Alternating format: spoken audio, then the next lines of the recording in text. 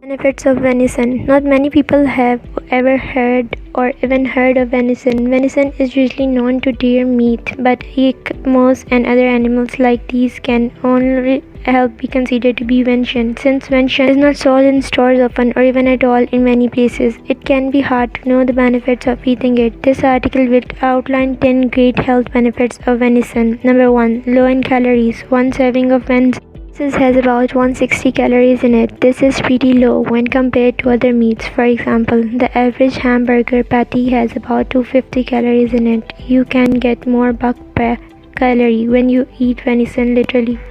High in protein. The average serving of venison has about 20 grams of protein in it. This means that it has about half of your day value of protein. Everyone needs some source of protein in their day, so if you are looking for some variety, try venison. Number 3. Low in salt. Too often, the foods we eat contain way too much salt or sodium in them. A serving of venison contains less than 5% of your daily sodium intake. You can keep the level low by seasoning it with spices instead of with salt. Number 4. No carbs. Many of the food that we eat have carbs and sugar in them, but venison does not. If you are trying to have a low carb diet, then adding venison to your meal can be a great way to do just that.